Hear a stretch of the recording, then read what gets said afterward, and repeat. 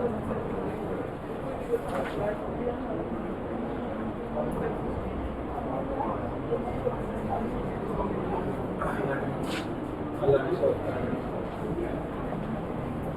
आपके साथ शेयर भी कर दी जाएगी। बाद दफ़ा इसमें से क्वेश्चन आ जाता है ह्यूमन बॉडी सिस्टम, तो हम जो मेजर 5-6 बॉडी सिस्टम हैं उनको फोकस करेंगे। सबसे पहले हम जो है वो स्केलेटल सिस्टम की बात करते हैं। डिस्प्ले नहीं आ रहा।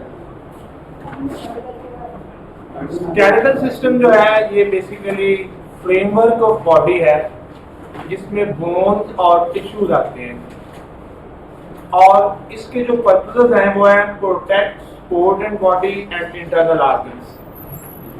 इसमें जो हमारा हड्डियों का निज़ाम है जिसको हम ढांचा कहते हैं, स्केलेटन कहते हैं, इसका बेसिक पर्पस जो है ये बॉडी की प्रोटेक्शन और सपोर्ट है। Not only protection of body but also the protection and support to the internal organs.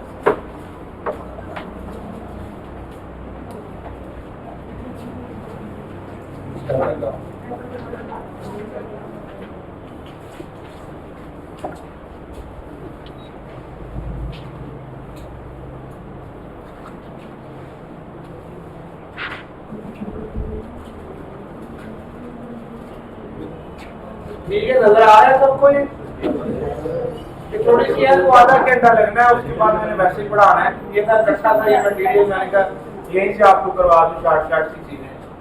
तो स्केलेटल सिस्टम जो है इसके 4-5 फंक्शन मैंने लिखे हैं यहाँ पे। सबसे पहला प्रोटेक्शन है, ये हमारे जितने भी वाइटल ऑर्गन्स हैं उनको प्रोटेक्ट करता है। जैसे हमारा जो ब्रेन है उस स्कल के अंदर पड़ा हुआ है, क्रेनियम के अंदर, खोपड़ी के अंदर। किस लिए रखा है उसको वहां पे? ताकि अगर हम कहीं गिरते हैं, कोई चोट लगती है तो प्रोटेक्शन रहे। इसी तरह हमारी जो स्पाइनल कार्ड है वो हमारी वर्टिब्रल कॉलम के अंदर है। Secondly it gives support to our body and shape. देखिए, अगर स्केलेटल ना हो, सिर्फ उसमें जो है वो बाकी जो बॉडी ऑर्गन है, तो वो just it will look like a heat. ठीक है, तो जो शेप है और अदरवाइज जो सपोर्ट है, ये दोनों काम की स्केलेटन कर रहा है। थर्डली हम जो मूवमेंट करते हैं जिसको हम लोकोमोशन बोलते हैं, we move from one place to other, ये भी स्केलेटन की बेस के ऊपर है कि हम अपने टांगों के साथ, अपने हाथों के साथ, अपने बाजुओं के साथ वी मूव। फोर्थली ब्लड आ जाता है। ब्लड जो है ये बोन मैरो के अंदर, हड्डियों का जो गूदा है उसके अंदर बनता है। तो ये भी एक तरह से ब्लड फॉर्मेशन भी हम कह सकते हैं कि इनडायरेक्टली हमारे स्केलेटन का ही फंक्शन है।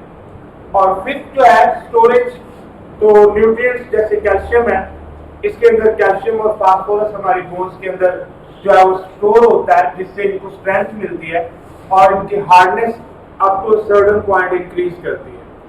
और ये जो डिजीजेस होती हैं, बोन्स की डिजीजेस, जिनमें ऑस्टियोपोरोसिस आ जाती है या आर्थराइटिस आ जाती हैं, जॉइंट्स वगैरह, इनमें मोस्ट ऑफ द डिजीजेस जो हैं ये कैल्शियम और फास्फोरस की डेफिशिएंसी की वजह से होती है। उसके बाद स्केलेटल सिस्टम जो है इसके 5 मेजर कंपोनेंट्स होते हैं। बोन्स होती हैं, कार्टिलेज होता है, लिगामेंट्स होते हैं, जॉइंट्स होते हैं और टेंडन्स होते हैं। बोन्स क्या है? ये रिजिड ऑर्गन्स हैं that form the endoskeleton of vertebrate animal. अब स्केलेटन दो तरह का होता है, एक एक्सोस्केलेटन होता है, एक एंडोस्केलेटन होता है। इंसेक्ट्स जो है उनके अंदर एक्सोस्केलेटन होता है। एक्सोस्केलेटन जो है उसमें मोल्डिंग होती है। मतलब एवरी ईयर जो है क्या होता है कि वो जो एक्सोस्केलेटन है वो बॉडी के ऊपर से उतरता है, क्योंकि बॉडी ग्रोथ कर रही और फिर दोबारा बनता है। एंडोस्केलेटन में क्या होता है कि बॉडी मैस जो है वो ऊपर होता है, स्केलेटन अंदर होता है। तो जो ह्यूमन बीइंग का या जितने भी वर्टिब्रेट्स हैं उनका जो स्केलेटन है इट इज एंडोस्केलेटन। अब ये बात समझ आ गई। उसके बाद कार्टिलेज जो है इसको कड़ी हड्डी कहते हैं, जैसे हमारी ये कान की हड्डी है, सॉफ्ट हड्डी जो होती है, स्टिफ यट फ्लेक्सिबल टिश्यू, सख्त भी है लेकिन इसमें फ्लेक्सिबिलिटी भी है, इसमें इलास्टिसिटी भी है, इसमें लचक भी है, that connect different parts of body, जैसे ईयर की बोन है, नोज की बोन है। और थर्ड इसके अंदर लिगामेंट्स होते हैं that connect bone to bone. अब जो लूज टिश्यू हड्डी को हड्डी के साथ जोड़ते हैं उसको हम कहते हैं लिगामेंट्स। और टेंडन क्या होते हैं, जो मसल को बोन के साथ जोड़ते हैं। बाद दफा वो ऑब्जेक्टिव में आपको लिगामेंट और टेंडन का जो डिफरेंस पूछ लेता है। एक सेकंड प्लीज। लिगामेंट जो है they connect bone to bone and tendon they connect muscle to bone. Ji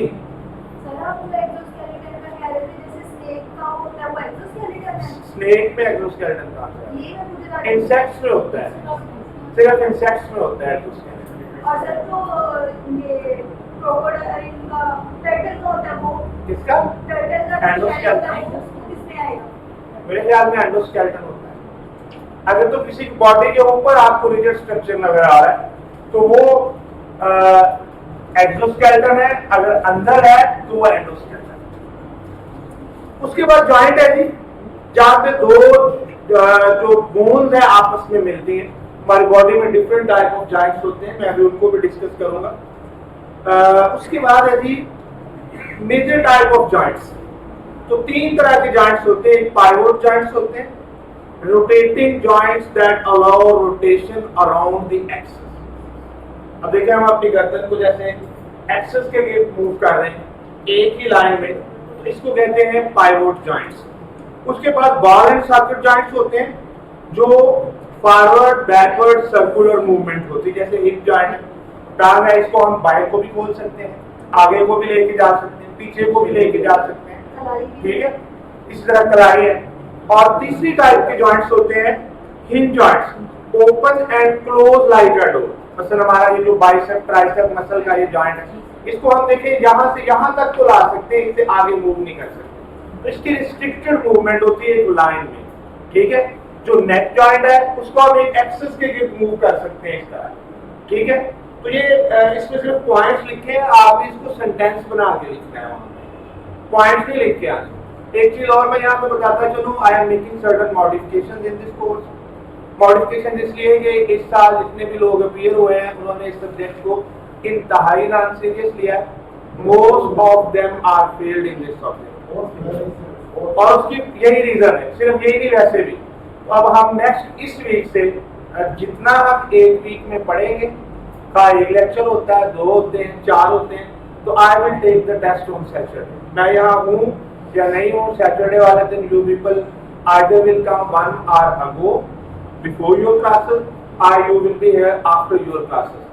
1 hour का या 30 मिनट का जितने लेक्चर होंगे वो टेस्ट आप करके यहाँ देखे जाया करेंगे। और मेरा तरीका बाकी टीचर्स वाला नहीं है, I don't keep confidentiality in the matters of test. मैंने टेस्ट यहाँ क्लास में डिस्कस करना हर बंदे, ठीक है। आपके बाकी जितने भी टीचर्स हैं, दे आर फ्रॉम यूनिवर्सिटी या सम अदर इंस्टीट्यूट, तो मैंने प्रेप के बच्चों को भी पढ़ाया हुआ है, मुझे पता है किस तरह डील करना है, ठीक है। तो I can go up to each limit for your high marks in this subject. और बहुत ही इसमें मैं कहता हूँ सिर्फ आप लोगों के लिए नहीं, मेरे लिए भी शेमफुल बात है कि हमारी एकेडमी के लोग 24 नंबर ले रहे हैं, 25 नंबर ले रहे हैं, तो मैं इस चीज को रिपीट नहीं होने दूंगा, ठीक है। जिसने कोर्स पढ़ना है मोस्ट वेलकम, जिसने नॉन सीरियसनेस शो की, I will not allow to sit in my class, ठीक है जी। तो जो नहीं आता, नंबर ऑफ लेक्चर, आपका एक और कंसर्न आ सकता है कि नंबर ऑफ लेक्चर थोड़े, आई कैन इंक्रीज। मैं और जितने लेक्चर आप कहीं देने को तैयार हूँ। आपको एक टॉपिक नहीं समझ आता, आप मेरे से 10 दफा पूछ लें, आई हैव नो प्रॉब्लम। लेकिन जब टेस्ट लेना है तो उसको करें। और तरीका यही है, जब जो हम कर देते हैं ना ये कि ठीक है पढ़ते जाए, एंड पे टेस्ट आप नहीं देते, आप कहते हैं ठीक है यहाँ पढ़ लिया, समझ आ गई, घर जाके रिवाइज नहीं करना और वहां जाके फिर। और ये वो सब्जेक्ट है जिसमें आपने बाकी 2 सब्जेक्ट को भी कवर करना है, क्योंकि जनरल नॉलेज के आपके 3 सब्जेक्ट है, 1, 2, 3, जिसमें आपका करंट अफेयर भी आता है और पास्ट अफेयर भी आता है, और ये तीनों को मिला के आपने 120 नंबर लेने हैं। तो आप वहां 100 तीनों को मिला के 120 भी नहीं ले रहे लोग, तो मैं तो कहता हूँ कि 80-90 इसमें से आए और बाकी में चलो 40-40 50 आए, आप 180 नंबर पे पहुंचे।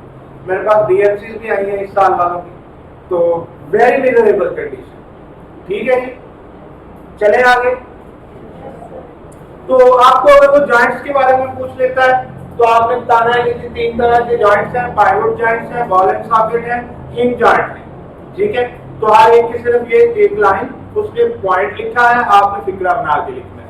और साथ एक एक एग्जाम्पल जिस तरह मैंने पुट की हुई है। उसके बाद है जी स्केलेटल सिस्टम हमारा जो है, human and giraffe have the same number of bones in their neck, लेकिन क्या है, जिराफे की बोन्स लंबी हैं। ह्यूमन में 2/3 मूवेबल और सेमी मूवेबल जॉइंट्स हैं। मूवेबल होता है जो फुली मूवेबल है, सेमी मूवेबल जिसमें थोड़ी बहुत मूवमेंट है, ठीक है। और लॉन्गेस्ट बोन हमारी बॉडी के अंदर फीमर है, 1/4 ऑफ टोटल हाइट, ये जो हमारी हड्डी है फीमर इसको कहते हैं, ठीक है। और उसके बाद नेक्स्ट सिस्टम है मस्कुलर सिस्टम। तो मस्कुलर सिस्टम जो है, it is the system of muscles, ठीक है। इसके फंक्शंस क्या है, it enable our body to move, हमारी जितनी भी मूवमेंट है ये मसल्स की कॉन्ट्रैक्शन और रिलैक्सेशन की वजह से है। दूसरी बात है homeostasis. What is homeostasis? Any person from biological sciences बताओ। Maintenance of external and External, no external. Internal and external environment. External नहीं, maintenance of internal condition of a body, maintenance of internal condition of a body, ठीक है। According to your external environment. मैंने कहा external नहीं आएगा, फिर इसमें external में जो होता होने दें, उसमें सिर्फ इंटरनल को मेंटेन करना है। जब आप एक्सटर्नल की बात करेंगे तो फिर इकोलॉजी आ जाएगी उसके अंदर, ये उसका एक पार्ट है इकोलॉजिकल एडजस्टमेंट्स का। होम्योस्टेसिस में ये है कि आपने अपने इंटरनल सिस्टम को मेंटेन रखना है। सर तो वो एक्सटर्नल सिस्टम के अकॉर्डिंग ही आप अपने, जैसे फॉर एग्जांपल जब टेम्परेचर चेंज होती है तो आप अपने बॉडी को, मैं कह रहा हूँ कि होम्यो, आप जो बात कर रहे हैं, जो मुझे डेफिनेशन बता रहे हैं, that is the definition of ecological adjustment. आप कह सकती हैं कि maintenance of internal environment in response to external. External को नहीं हमने मेंटेन करना, मेंटेन हमने इंटरनल को करना। तो सर उसको हमने रिलेट टू एक्सटर्नल, जैसे फॉर एग्जांपल हमारी बॉडी में स्वेटिंग का प्रोसेस होता है, तो ये जो टेम्परेचर चेंजेस की वजह से हम अपने इंटरनल एनवायरनमेंट को मेंटेन करते हैं और रिलेट करते हैं उसको अपने एक्सटर्नल। मैं भी वही कह रहा हूँ कि एक्सटर्नल के लफ्ज को बाद में लेके जाएं जी, और इंटरनल को पहले रखें इसके अंदर। अच्छा जी, होम्योस्टेसिस क्या है? Maintenance of internal environment of body. For example, it produces heat that help body maintain constant temperature. आपने देखा होगा विंटर के अंदर हमें शिवरिंग होती है, कांपते हैं हम, और समर के अंदर जो है हमें पेस्पायरेशन होती है। अब शिवरिंग से क्या होता है, बॉडी नीड्स हीट, अंदर टेम्परेचर जो है 37 से कम होने लगता है, तो फिर बॉडी शिवरिंग करेगी। इवन आपकी जो ब्लड कैपिलरीज है उनमें कंस्ट्रिक्शन होगी, तंग होगी, सुखड़ेंगी, जिसको वैसो कंस्ट्रिक्शन कहते हैं। तो उसके नतीजे में हीट क्यों पैदा की जा रही है? In order to supplement the body for temperature maintenance. But in the summer we perspire a lot, हर टाइम पसीना आ रहता है, किस लिए कि now the internal temperature is going up, 37 से अबव जा रहा है। अब इसको कंट्रोल नहीं किया तो क्या होगा, all the metabolic processes going on in the body, they will be affected, and even a time will come when they will cease, because enzymes are proteins and they are highly dependent upon the temperature. So maybe वो भी time, अब देखिए कहते हैं dehydration होगी, heat stroke की वजह से बंदे की डेथ होगी, तो उसके पीछे काज क्या होती है कि उसका होम्योस्टेटिक कंट्रोल फेल हो जाता है, हीट इतनी बढ़ जाती है। क्या होता है कि उसकी बॉडी में मेटाबॉलिक सिस्टम को चलाने वाले जो एंजाइम है वो डीनेचर हो जाते हैं। So muscular system is also responsible for the homeostasis. Another, it helps to give the body its posture and overall shape. हम जो अपने पोस्चर को चेंज करते हैं, बैठते, उठते, लेटते, ये सारा कुछ जो है it is due to our muscles. Okay? अब मस्कुलर सिस्टम जो है इसमें कुछ स्केलेटल मसल होते हैं, 3 तरह के मसल होते हैं, स्मूथ मसल होते हैं, कार्डियक मसल होते हैं। स्केलेटल मसल जो है ये वो मसल है जो कि बोन्स के साथ अटैच, अभी मैंने पिछले में आपको पढ़ाया लिगामेंट वाली बात जो मैंने की। और स्मूथ मसल जो है ये इनवॉलेंट्री मसल है।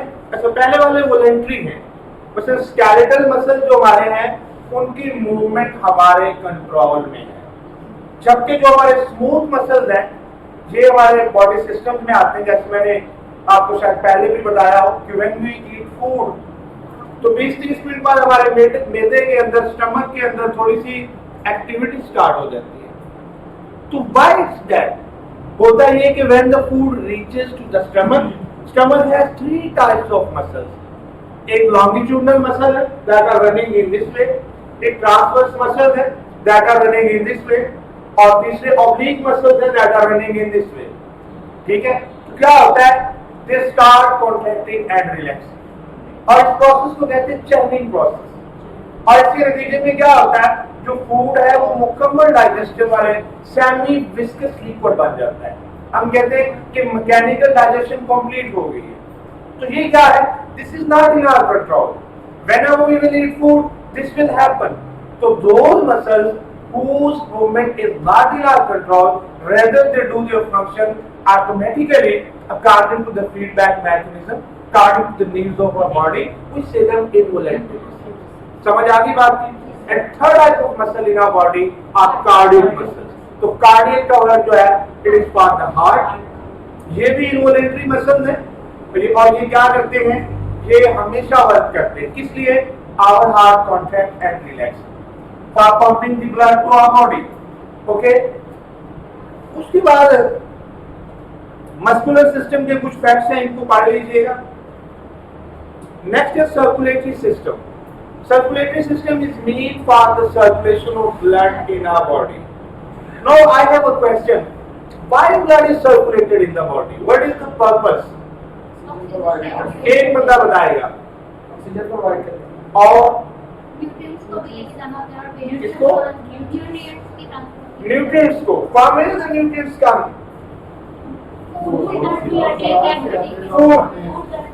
Actually होता यह है कि when we take food, the food is digested. What is digestion? Digestion is basically the conversion of carbohydrate into glucose, conversion of protein into amino acid, and conversion of lipids into fatty acid and glycerol. No, this has happened when it moves from our, you can say, mouth to stomach and small intestine. The food is digested. What is the next phase of the food? It has to be a part of our blood, which is called what? Which is called assimilation. As a result of assimilation, that food has now gone to our blood. For what? This food has to reach now to each and every cell. For what? For energy. Similarly, I have told you in my last lecture that oxygen also moves through the blood. So when they reach to each and every cell, the process of respiration takes place. What happens in that process? In that process, oxidation of glucose. And as a result of the oxidation of glucose, carbon dioxide, water and energy is produced.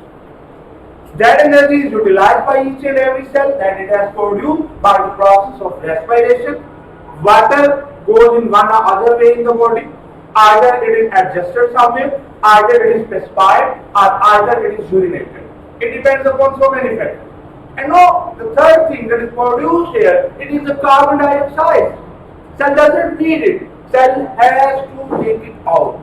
The same blood that has taken the oxygen and food there, it will bring back the carbon dioxide and many other waste products in your body back. So blood is basically transporter of your body. It transports useful goods to each and every cell and take back the harmful goods for their removal from the body. It will give some things to the liver for detoxification. It will give something to the kidneys for removal as urine. And it will give something to the lungs for removal like carbon dioxide. Carbon dioxide goes to lungs from where it is exhaled out. Nitrogenous products are taken to your kidneys, and kidneys, what they do, they filter the blood, make urine. And all the nitrogenous products, am I right? आप disturb लग रही, कुछ गलत बता रहा हूं मैं? Okay. So, thirdly, there are so many other products in our body that neither go to lungs nor goes to kidneys. they go to liver. And what liver does? Liver first detoxifies. Okay, so circulatory system is very very important. I have written it carries oxygen, carbon dioxide, nutrients and waste throughout the body. ये जो मैं 5-7 minute बोला हूँ ये एक फिक्रा है जो आपने वाली समझ आ गई बात की। अब जो सर्कुलर सिस्टम है इसमें एक तो हार्ट है, you no heart is the pumping organ. मैंने लास्ट लेक्चर में हार्ट का स्ट्रक्चर भी मैंने डिस्कस किया या नहीं किया? कर दिया है। और ये क्या करता है? It transport the blood throughout the body. Arteries होती है, आर्टरीज क्या करती है? They carry blood from heart to different parts of body. And veins क्या होती है? Bring back the blood toward the heart. And capillaries क्या होती है? They are the smallest blood vessels that are located between arteries and veins, and they reach to each and every cell, even to the uppermost part of your skin. Okay? तो जो मैंने अभी process आपको बोला है, exchange of materials होता है, carbon dioxide को रिमूव किया जाता है, ऑक्सीजन जो है वो सेल के पास जाती है, फिर इसी तरह फूड सेल के पास जाता है ब्लड से, वेस्ट प्रोडक्ट्स वापस आते हैं। ये जो सारे प्रोसेसेस हैं they occur in the capillary. The blood has the highest speed in your arteries, and when it reaches to the capillary, its speed becomes very, very slow. Not only the speed, but also the pressure of the blood, because here it acts just as transporter, and when it reaches to your capillary, it becomes a deliverer. बस जा रही है, stop पे जाके क्या करेगी? आस्था होगी passengers को लेने के लिए या टेक ऑफ करवाने के लिए। ऐसे जब आपका ब्लड कैपिलरीज में पहुंचता है तो उसकी स्पीड बहुत स्लो हो जाती है। ठीक है? सर्कुलेटरी सिस्टम जो है इसके कंपोनेंट्स की बात करूं तो ब्लड होता है। ब्लड के अंदर डिफरेंट टाइप ऑफ सेल्स हैं, ये मैंने लास्ट लेक्चर में डिस्कस कर दिए थे कि हमारे ब्लड के अंदर दो मेजर चीजें हैं, एक ब्लड प्लाज्मा है, दूसरे ब्लड सेल्स हैं। तो ब्लड प्लाज्मा जो है इससे फिब्रिनोजन को अलग कर ले तो पीछे जो बचता है वो सीरम है। और मैंने बताया था कि we have 3 type of blood cells, red blood cell है, व्हाइट ब्लड सेल है, प्लेटलेट्स है। Red blood cell are the transporters of our body because they transport oxygen and carbon dioxide, and the white blood cells they are the army of our body because whatever the germ will attack our body it will be counter attacked by our white blood cells, and platelets जो है they help in clotting of the blood। ये भी मैंने बताया था कि we have 3 clotting factors in human body. One is the fibrinogen protein, other is the vitamin K, and third are the platelets। Sometimes we ask जी 3 blood clotting factor है हमारी body में। फिब्रिनोजन प्रोटीन है, it is found in the blood, other vitamin K है, और third जो है वो प्लेटलेट्स। ये 3 तरह की चीजें हैं और जो हम इमरजेंसी में प्रोवाइड करते हैं वो विटामिन के है।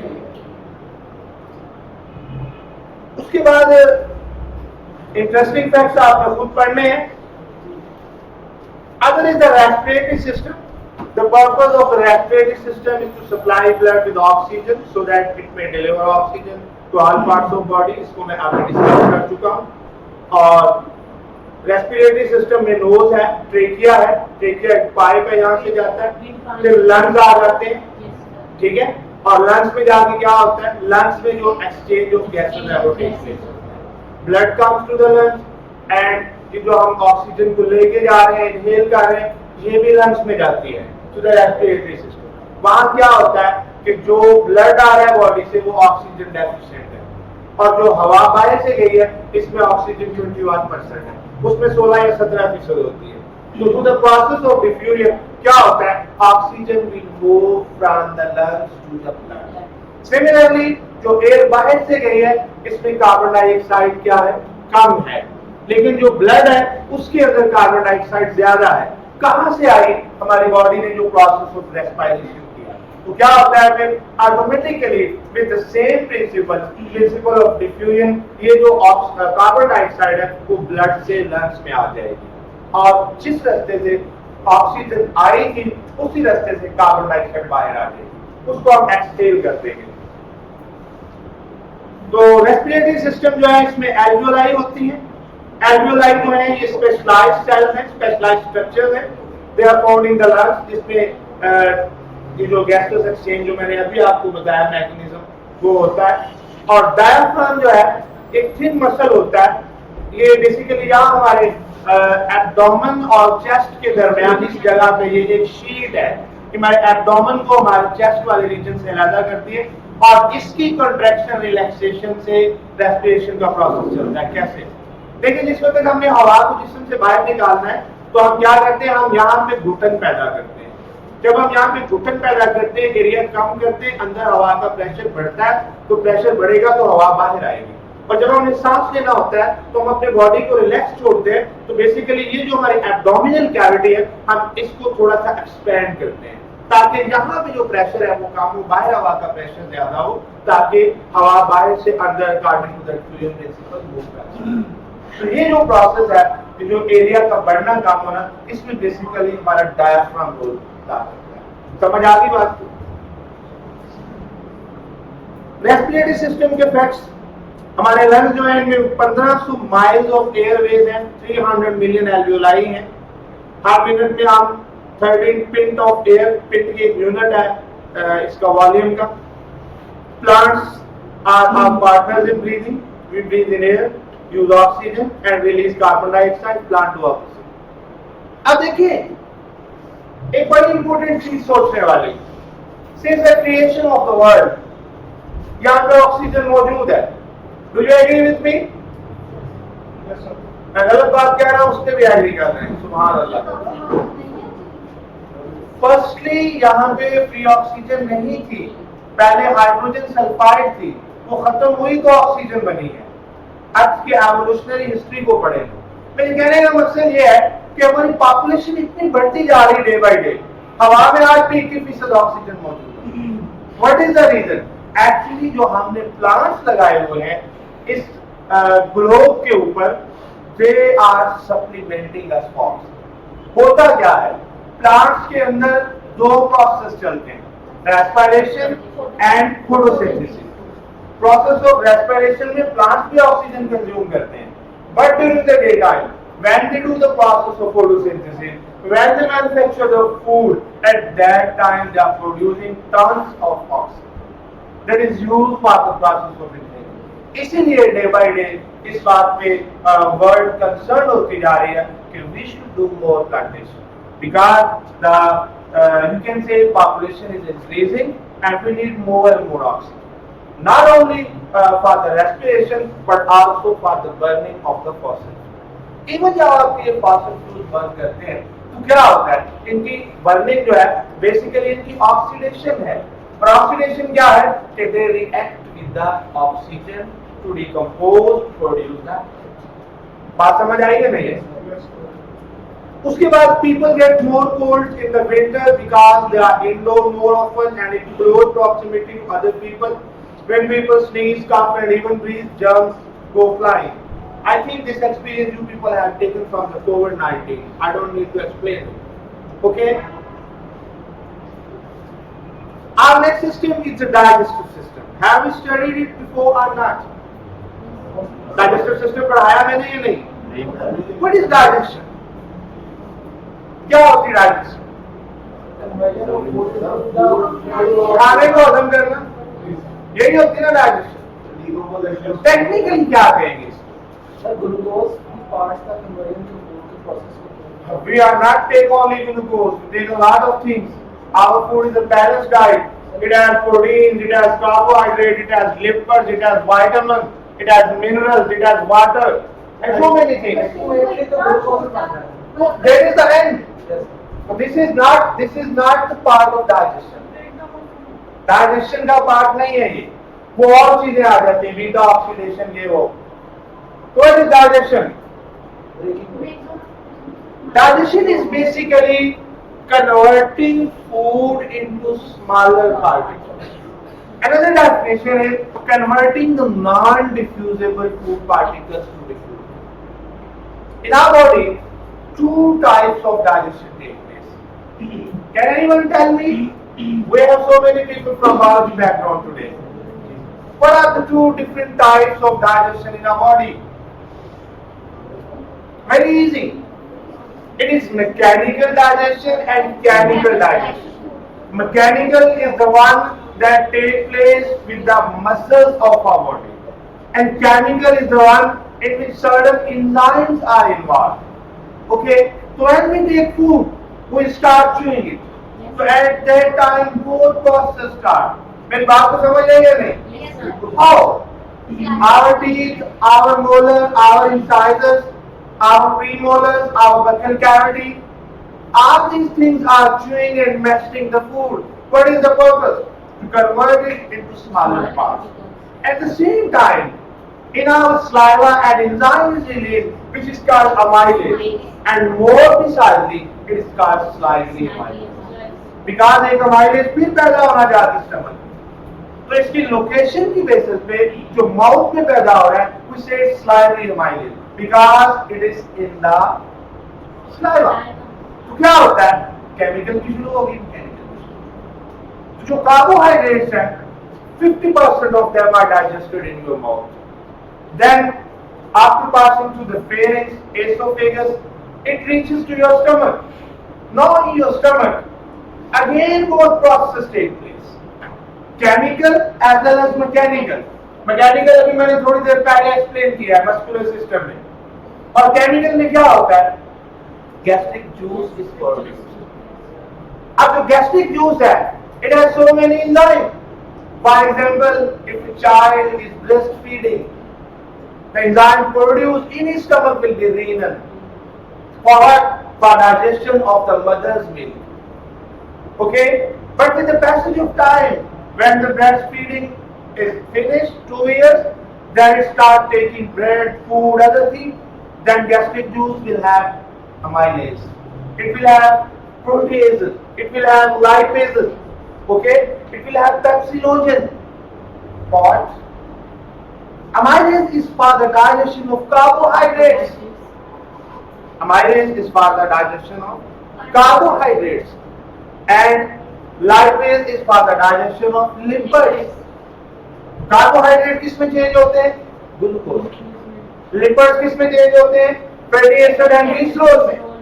और जो थर्ड है protein, they change to proteases. कौन सा एंजाइम एक्ट करता है? Proteases. Okay, and what is the function of pepsinogen? इसको पेप्सिन. Actually एंजाइम जब पैदा होता है तो ये पेप्सिनोजन होता है.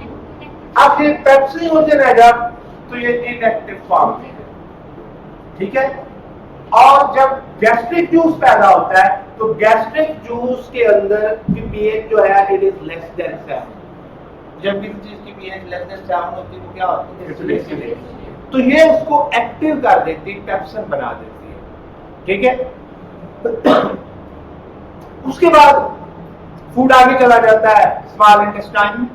स्मॉल इंटेस्टाइन में एब्जॉर्प्शन होगी, और फिर लार्ज इंटेस्टाइन में उसमें जो वेस्ट मटेरियल है वो रिमूव आउट होंगे.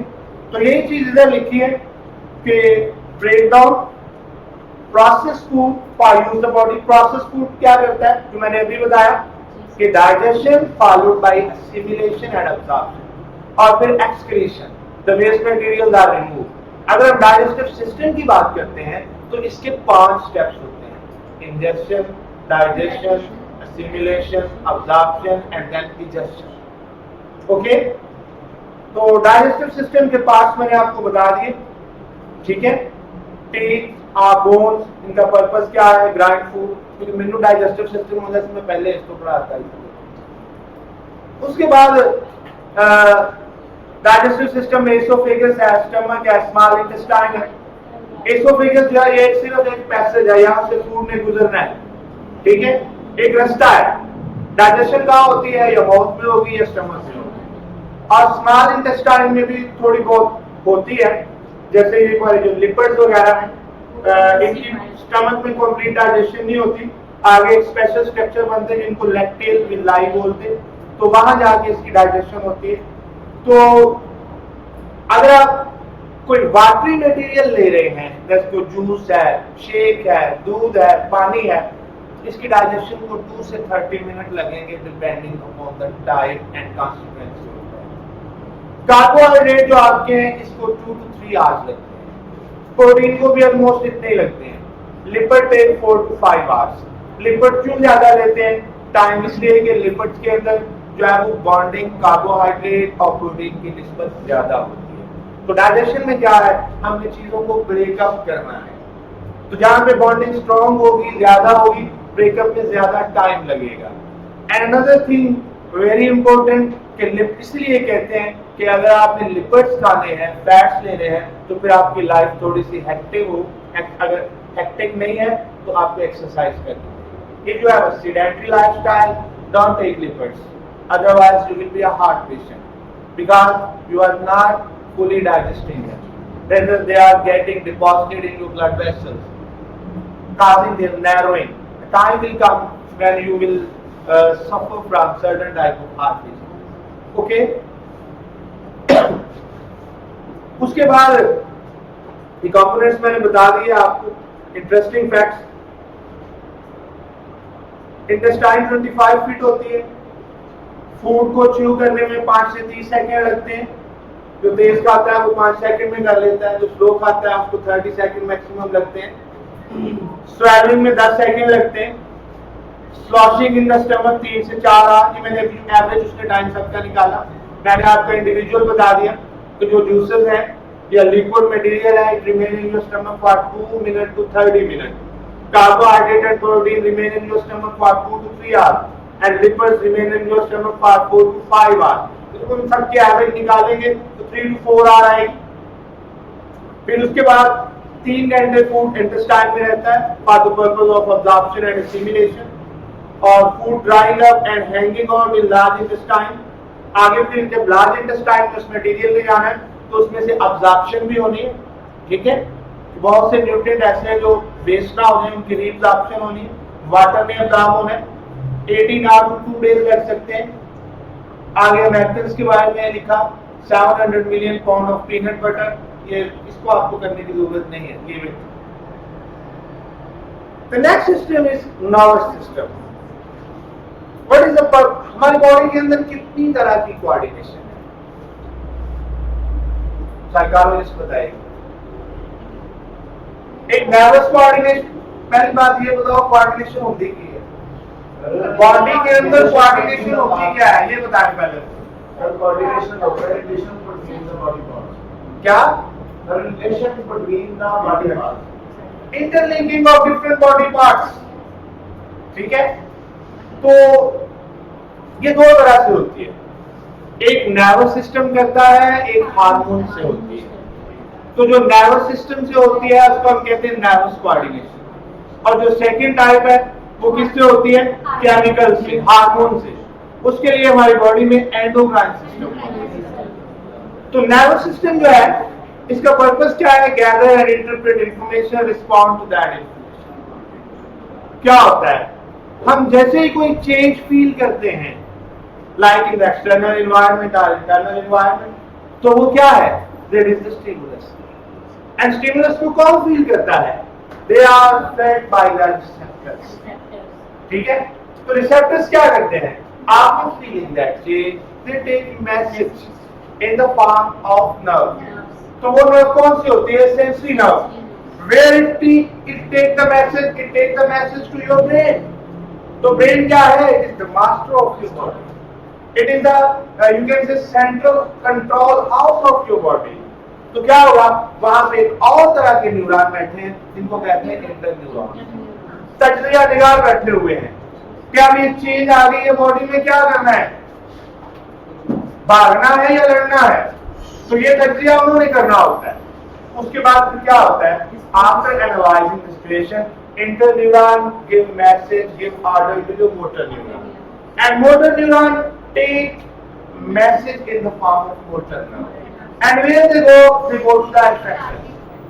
इफेक्टर्स क्या है, आपके हाथ है, आपके पांव है, आपकी बॉडी की मूवमेंट है, whatever you do in response to certain things, it is by your effectors, it is done by effectors, and whatever the effectors have done, it is called the response.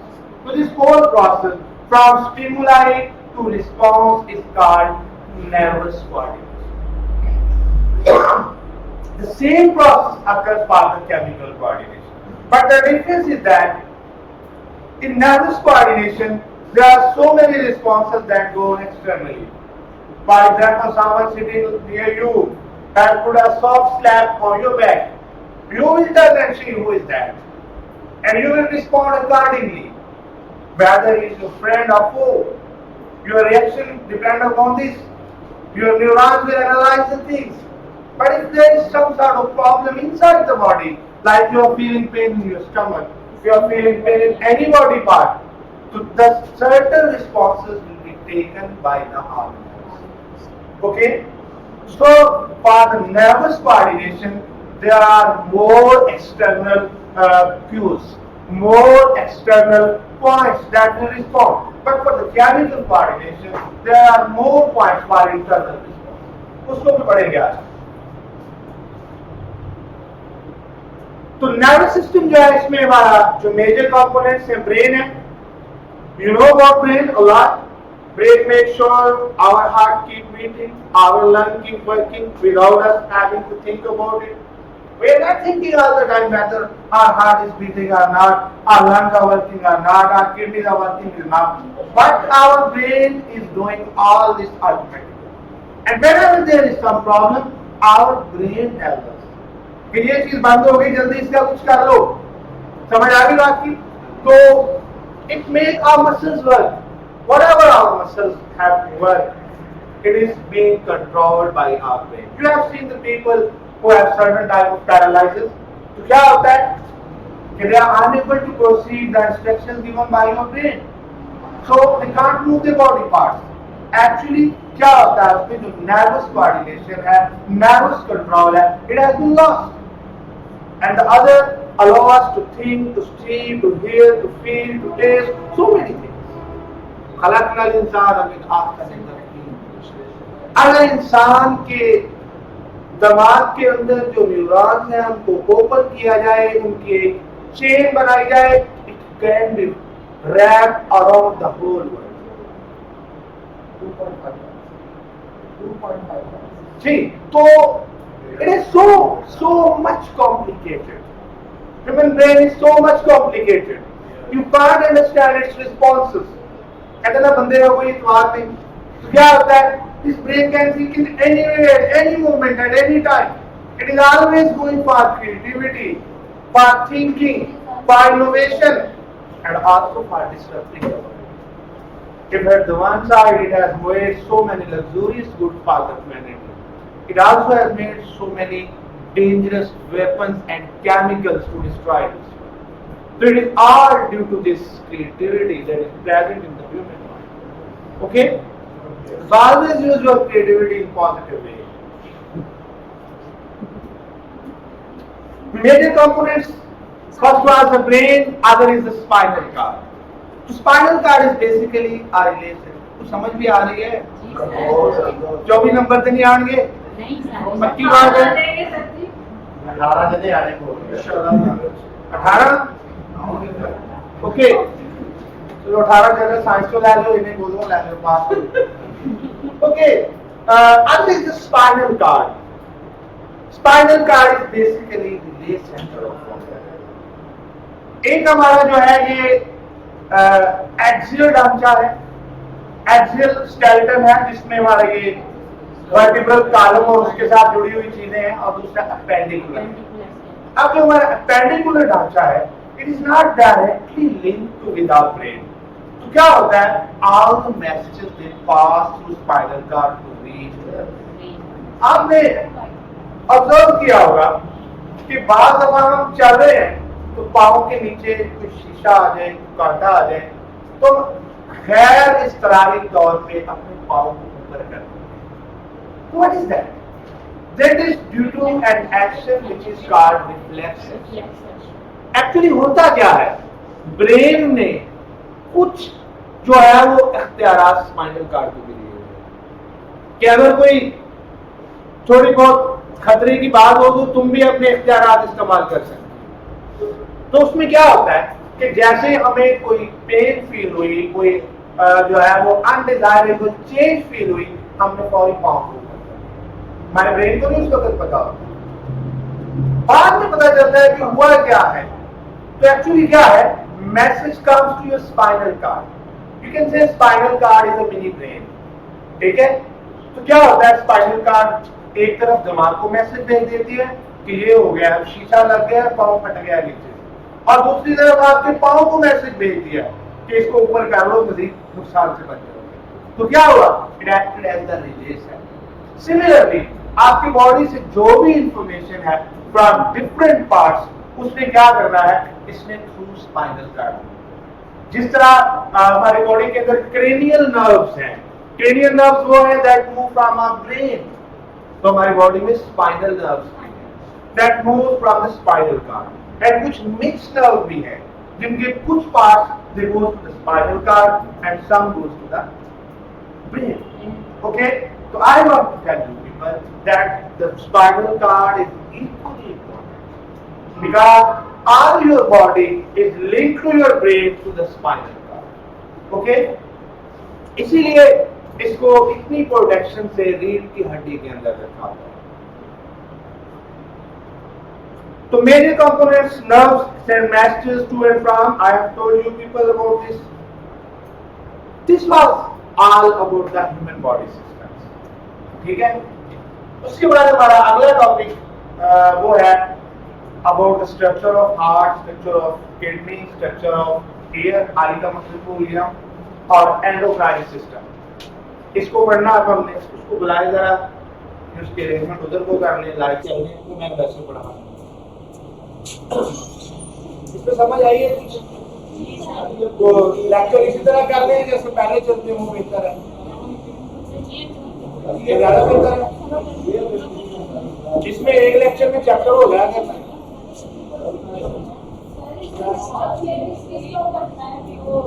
किसका? देखिए बस रख लें उधर।